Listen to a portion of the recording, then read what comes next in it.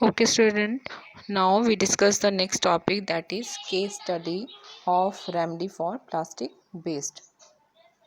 Okay, so हमारे पास जो है अब ये केस स्टडी किस चीज़ का है कि जो भी प्लास्टिक वेस्ट तैयार होता है उसको हम किस तरह से जो है वो यूटिलाइज़ करेंगे।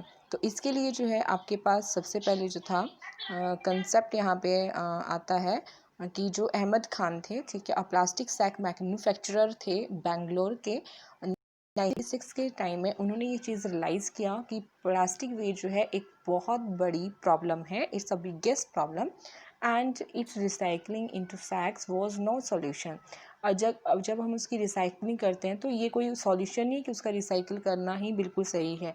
1998 में उन्होंने एक टेक्निक जो था वो डेवलप किया था। आई थिंक पहले भी मैं डिस्कस कर चुकी हूँ इसको, पहली poly blend, okay, a fine powder of recycled modified plastic.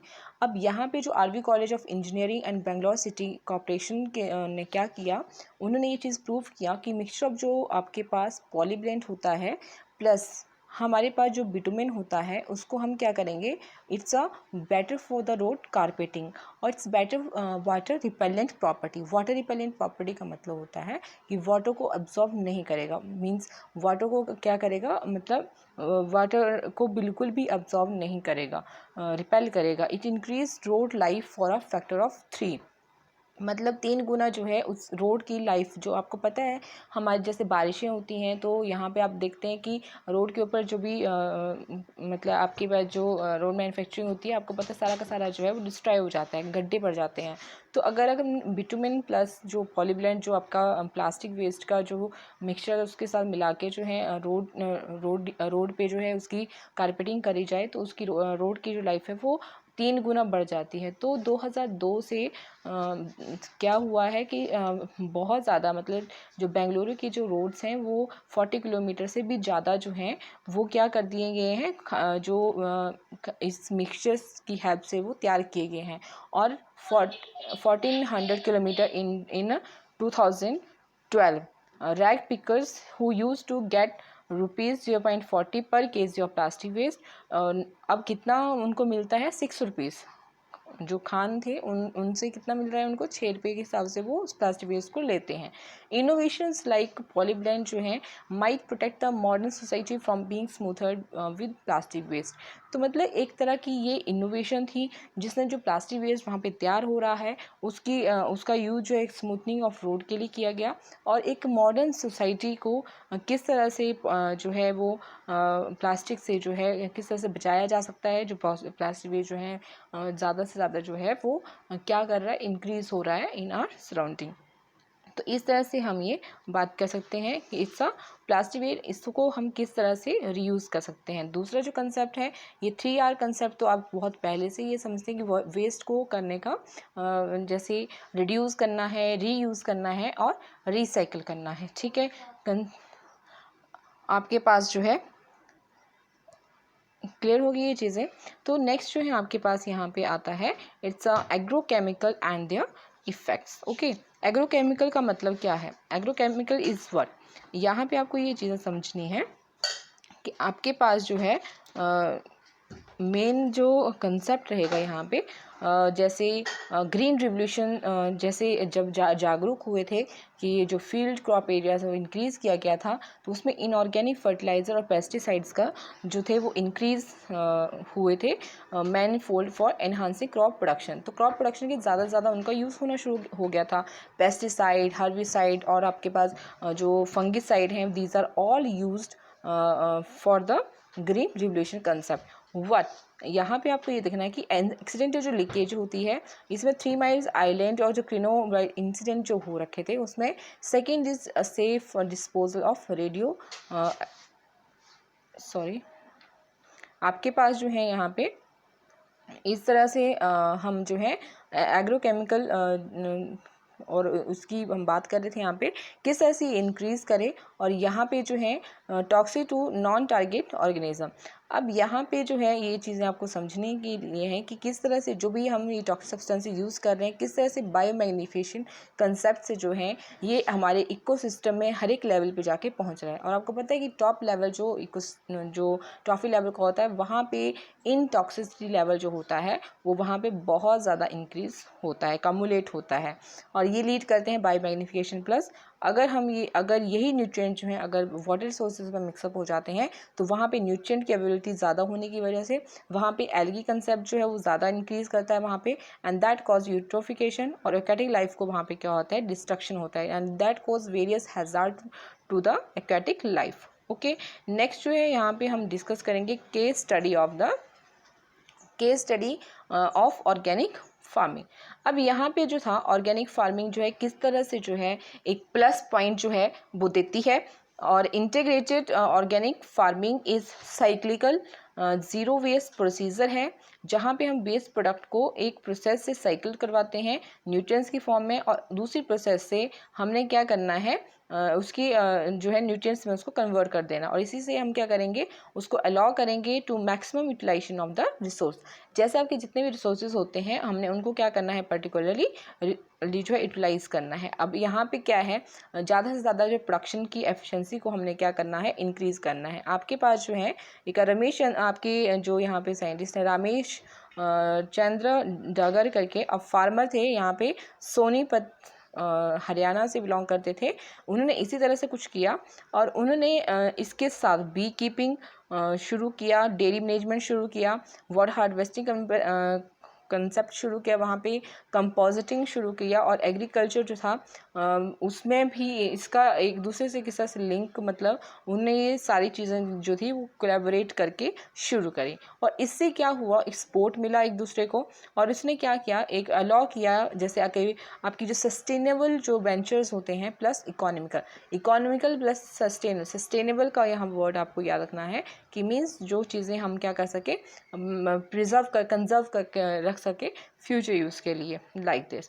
अब यहाँ पे ये चीज़ समझनी है कि यहाँ पे इस चीज़ की ज़रूरत नहीं थी कि यहाँ पे केमिकल फर्टिलाइज़र का हम यूज़ करें क्रॉप्स के लिए, या कैटेड एक्सक्रीटर जो है हम क्या करेंगे, उसका यूज़ एज ए मैन्योर करेंगे। जो क्रॉप का वेस्ट है उसको भी हम कंपोस्टिंग प्रोसेस में डालेंगे, और उसको भी जो है नेचुरल जो है फर्टिलाइज़र में कन्वर्ट करेंगे, and that used in the crop field area.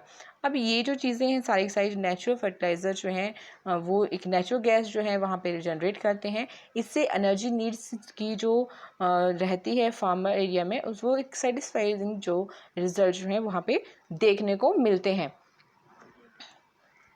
Okay, and naturally जो है जो क्रॉप वेस्ट है is use to create compost which can be use as natural fertiliser and generate and can be used to generate natural gas for satisfying the energy needs of the farmers. Okay, अब यहाँ पे जो है एक concept और समझने वाला है कि इन्होंने क्या किया था, हरियाणा किसान वेलफेयर क्लब जो था वो स्टार्ट किया, और करंटली जो है इस वेलफेयर क्लब में एटलीस्ट 5000 जो हैं वो फार्मर अभी तक जुड़ चुके हैं।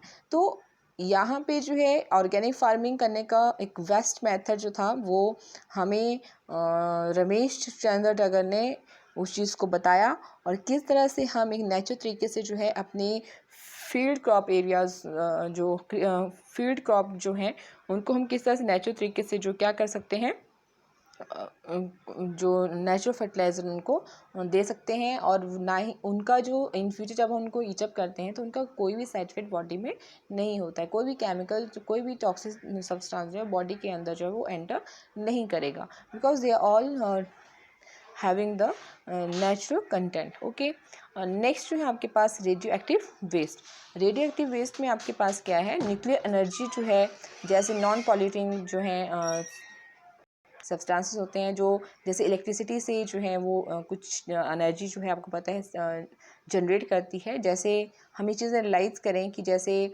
न्यूक्लियर एनर्जी का जैसे हम यूज़ करेंगे, न्यूक्लियर एनर्जी जो है has two very serious inherent problems होती हैं। फर्स्टली जो है यहाँ पे फर्स्ट इज़ एक्सीडेंटल लीकेज है, ठीक है, and occur in the 3 Mile Island, and Chernobyl incident, and the second is safe disposal of radioactive waste. Okay, दूसरा जो है हम बात करेंगे radiations that is given off by nuclear waste is extremely damaging to the biological organism because it causes mutations to occur at very high rate. At high doses, nuclear radiation is lethal, but at lower doses, it creates various disorders. The most frequent of all being cancer, and therefore the nuclear waste is an extremely potent pollutant and has to be dealt with utmost caution. इसका क्या मतलब हुआ, यहाँ पे ये चीज़ समझनी है कि जो भी रेडिएशंस हैं न्यूक्लियर वेस्ट से अराइज करती हैं, ये हमारी बायोलॉजिकल ऑर्गेनिज्म के लिए डैमेज कॉज करती हैं, और यहाँ पे सबसे ज़्यादा चीज़ें समझने की हैं कि म्यूटेशन कॉज करती है। ठीक है, म्यूटेशन जो है आपको पता है म्यूटेशन क्या करेगी, जीन को वहाँ से क्या करेगी, या तो वहाँ से डिलीट कर देगा या वो ट्रांसलोकेट हो जाएगा, तो उसका जो इफ़ेक्ट है वो बॉडी के ऊपर देखने को मिलेगा। ठीक है, लीथल का मतलब होता है बिल्कुल सीरियसली जो है, मतलब बहुत ही ख़तरनाक तरीके से, ठीक है, डेंजरस हम बोल सकते हैं, एंड बहुत सारे डिसऑर्डर जो हैं वो क्रिएट कर सकता है और कैंसर भी कॉज कर सकता है। और कैंसर तो आप जो हैं वो already aware about the cancer, gene पे यहाँ पे म्यूटेट करेंगे तो आपको पता है जो कुछ ऑन्कोजीन्स करके, मतलब जो कैंसर कॉजिंग जीन्स होंगे उनको हम क्या बोल देते हैं, oncogenes. Okay, and it has been recommended that the storage of nuclear waste, जो भी न्यूक्लियर वेस्ट होता है, after sufficient pre-treatment should be done in certainly shielded containers buried within the rocks about 500 meter deep below the earth's surface, and this method of disposal is meeting still opposition from the public. Okay, so next जो है आपके पास यहाँ पे next जो है discussion में हम यहाँ टॉपिक लेते हैं, that is green house effect and global warming. Very well aware from these two terms, what is green house effect and what is global warming. Firstly, we discuss about the greenhouse effect. For the start of the greenhouse effect, firstly we have to discuss about their gases. Okay, तो gases जो हैं बहुत सारी जो हैं, इसमें main जो gas आपको पता है कार्बन डाइऑक्साइड होती है, मीथेन गैस हो सकती है। ठीक है, क्लियर है। तो ये आपके पास जो है कुछ गैसेस हैं जो ग्रीन हाउस इफेक्ट जो है शो करती हैं। अब ये जो फिनोमेना है ये जो है वो ग्रीन हाउस में जो है हम इसको डिस्कस करते हैं। जैसे ये स्मॉल ग्लास हाउस होता है and is used for growing plant specially during winter season में जो है बहुत सारी जो है आपको पता है बेमौसमी सब्जियों को ग्रो करवाया जाता है। वहाँ पे क्या होता है, एक जो विंटर सीजन में क्या है, बाहर का टेम्परेचर तो ठंडा है, लेकिन बहुत सारी सब्जियाँ ऐसी होती हैं जो नॉर्मल टेम्परेचर में ग्रो कर रही हैं। तो जब हमने एक पॉली हाउस जो वहाँ पे डेवलप कर रहे हैं, आपको पता है प्लास्टिक पॉली शीट जो है वहाँ पे लगाई होती है और उसके ऊपर अंदर जो है वो नर्सरी जो तैयार की जाती है, तो उसमें आपकी जो क्रॉप्स है वो अच्छे से क्या कर रही है, वहाँ पे ग्रो कर रही है। ठीक है, अब इसके साथ जो है इसको समझने के लिए हम क्या कर सकते हैं कि यहाँ पे क्या होगा, ग्रीन हाउस क्या करता है, जो सराउंडिंग एनवायरनमेंट है उसको हीटअप कर रहा है, वार्म अप कर रहा है। ठीक है, और जैसे हम बाहर का टेम्परेचर उससे कहीं ज़्यादा जो है वो अंदर क्या करेगा, उसको बाहर की हीट को कुछ आवर्स के लिए क्या करेगा, उसको स्टोर करके रखेगा। अब यहाँ पे जो ग्रीन हाउस इफेक्ट है naturally occur in the phenomena that यहाँ पे responsible for heating of earth surface. Main यहाँ पे कंसेप्ट इसका क्या रहता है कि अर्थ का सरफेस क्या करना है, वार्म अप का हीटअप करना है और एटमॉस्फेयर का भी हीटअप करना है। थर्डली जो है जैसे यहाँ पे देख रहे हैं पिक्चर्स में, अगर आप देखेंगे अच्छे से यहाँ पे थोड़ा सा यहाँ पे इस तरह से देखेंगे कि सन रेज यहाँ पे गिर रही हैं। ठीक है, अब ग्रीन हाउस गैसेस जो हैं यहाँ पे देखो, ग्रीन हाउस गैसेस जो हैं किस तरह से एब्जॉर्व कर रही हैं long wave infrared radiations from the earth. ठीक है, ग्रीन हाउस गैसेस हैं, इन्होंने क्या किया, इंफ्रारेड रेडिएशंस को एब्जॉर्व किया और वहाँ से क्या हो रही है, एमिट हो रही हैं अगेन टुवर्ड्स द अर्थ। अब ये साइकिल इस तरह से कंटिन्यू रहता है और इस तरह से ये रेडिएशंस क्या होती हैं, एमिट होती रहती हैं। अब यहाँ पे सन रेज जब गिरती हैं तो यहाँ पे कुछ जो सन रेज हैं वो क्या हो रही है, एब्जॉर्व हो रही हैं, कुछ यहाँ से एमिट कर रही हैं। ठीक है, कुछ तो चलेगी एटमॉस्फेयर में, लेकिन कुछ जो है वो अर्थ सरफेस से बाहर नहीं जा पाती हैं, तो स्टिल वो मूव इनसाइड। तो यहाँ पे जो इंफ्रारेड रेडिएशंस फॉर्म होती हैं तो वो क्या करेंगी, वो आपके सरप्राइजली आपको पता, ये चीज़ें भी आपको क्लियर होनी चाहिए कि जो average temperature green house effect का सरफेस के ऊपर, आपको पता है कि बहुत पहले अर्थ के ऊपर टेम्परेचर था -18 डिग्री सेंटीग्रेड। ये जो वार्म अप हो रहा है, अब एवरेज टेम्परेचर है वो 15 डिग्री तक पहुंचा है due to green house effect. अगर ये ग्रीन हाउस इफेक्ट जो था अर्थ के ऊपर नहीं होता तो आप यहाँ पे जो लाइफ है वो एग्जिस्ट नहीं करती। ठीक है, मेन चीज़ तो यहाँ पे ये समझने के लिए है। अब यहाँ पे जो ग्रीन हाउस गैसेस की हम बात कर रहे थे, तो इसमें जैसे कार्बन डाइऑक्साइड तो मेन मैंने बताया 60 सबसे ज़्यादा जो क्वांटिटी है वो कार्बन की है, फिर मीथेन आ गई, फिर 14% जो है। सेकंड जो आपकी लार्जेस्ट यहाँ पे जो कंसनट्रेशन रहती है मीथेन की है, फिर क्लोरोफ्लोरोकार्बन 40% है, और नाइट्रोजन ऑक्साइड्स हैं। ठीक है, क्लाउड्स जो हैं और reflect about 1/4 of incoming solar radiations. ठीक है, ये रिफ्लेक्ट कर देती हैं, कुछ अमाउंट जो है उसको एब्जॉर्व करती हैं, सरफेस जो अर्थ सरफेस को हीटअप करता है।